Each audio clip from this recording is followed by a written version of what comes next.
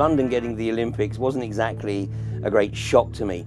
Of course, London partied very hard and was still partying the following morning when, of course, we had the London bombings.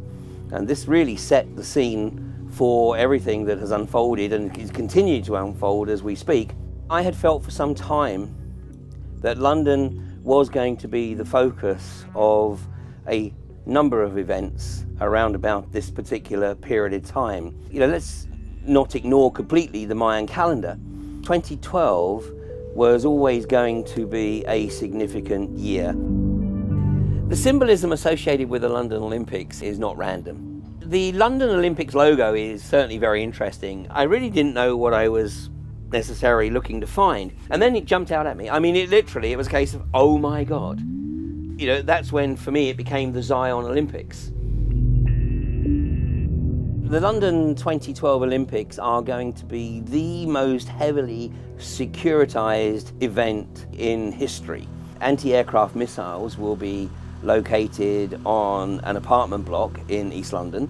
There's going to be a device installed on a barge on the Thames which has the capacity to disable crowds of people through sonic waves. And of course all this is on top of a helicopter carrier in the Thames. 49,000 military personnel will be mingling with the athletes and with spectators at the Olympic events. There's going to be an 11-mile perimeter around the Olympic area in London, and literally the whole area could be sealed off in a heartbeat, and then effectively it becomes a concentration camp. What's going on right now literally is a game of global monopoly, and the London Olympics are a very, very important part of this. This is a document that came into the public domain in 1967.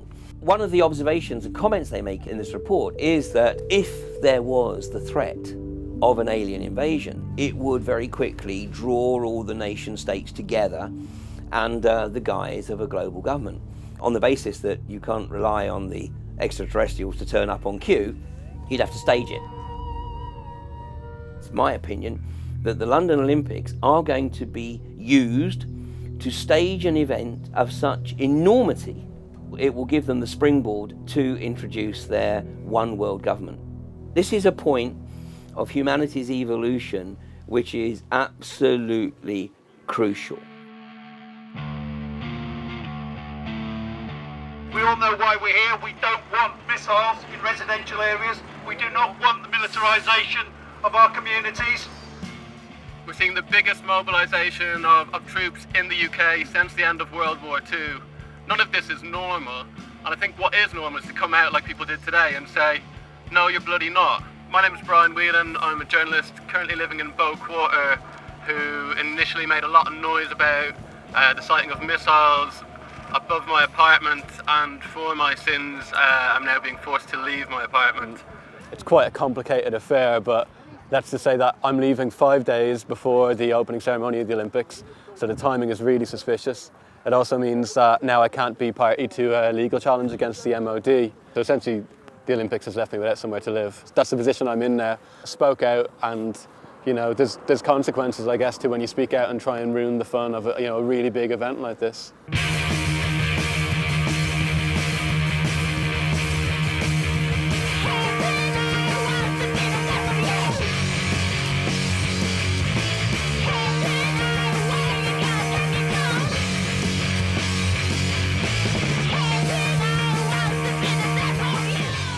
For the Olympics, we'll be anti-maritime and air threat security. So we'll be supporting the police in their job in securing a safe and secure Olympic Games. So our main role will be the stop of any threat that comes from the air or from the maritime environment. There's no reason for anyone to feel any increased feeling of threat just because we're here. We're here to deter any threat. So obviously the Olympic Games is a global event, and any country would put in place the measures that would ensure a safe event occurs. So I don't think they've got any reason to feel more scared at all. And I think that's the key.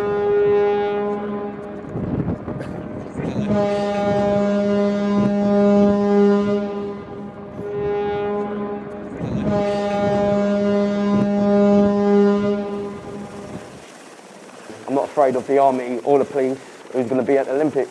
Don't bother me.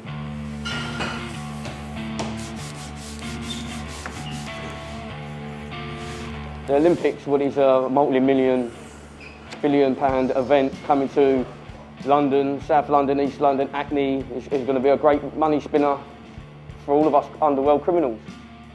I think the Olympics are probably the biggest opportunity for fraudsters and all types of criminals that we've probably seen in the recent years. In Hackney, it's like, you know, one of the biggest crime places in London. It's going to create an absolute multitude of all different crimes. My name is Tommy Swipe. I'm a full-time swiper. Been involved in criminal activity all my life, since the age of 15. Allegations of selling cocaine, firearms, Section 18, wounding with intent, caused grief with body harm, assaults, 3 assaults on police officers.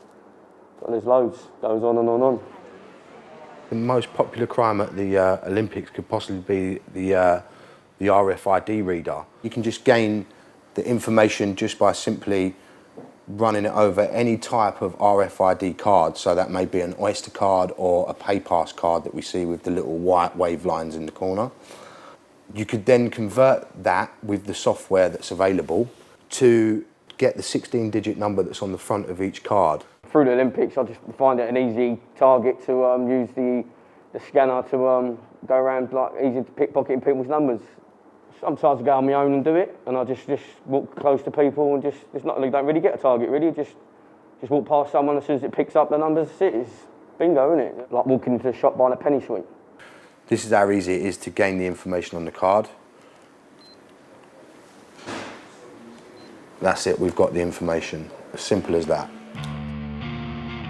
I'm a space-age Fagin, yeah, you could say that. At the Olympics, I can make up to like thousands a day. Just for a few hours work, a few £100, just for an hour. The longer you're out, the better it is. Oh, hi, I'm Freddie. We're here in Scarborough shooting Chariots of Jizz for the Television X Olympic special.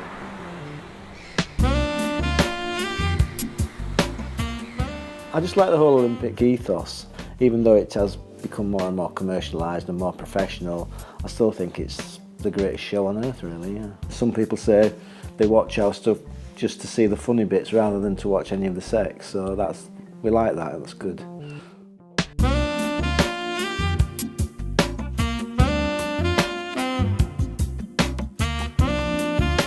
The scene we were shooting today was in the equipment room, and the guys come in to put their equipment away, and I'm in there as an athlete, possibly tying my shoelaces. We just sort of go from there, really. Action. Hello boys, have you been training? Some of the athletes that had performed at the Olympic Games in previous years had said that as soon as they finished their events, all the athletes from that particular event would have a big party, and that often ended up in a bit of a sex orgy. Oh, that's good. Oh, you naughty girl, look at that. It's got about half an hour, another 10 minutes, mate, and then that's it. Team GB from Freddie, bring back all the medals.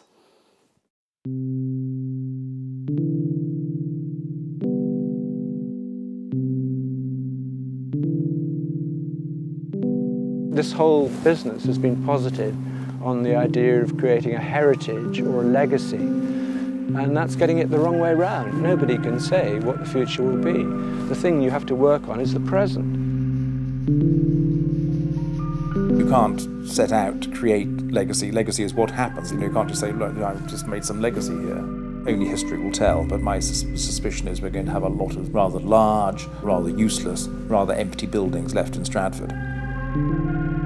Look where Athens is now. I'm not saying that the Games bankrupted an entire country, but they certainly didn't help.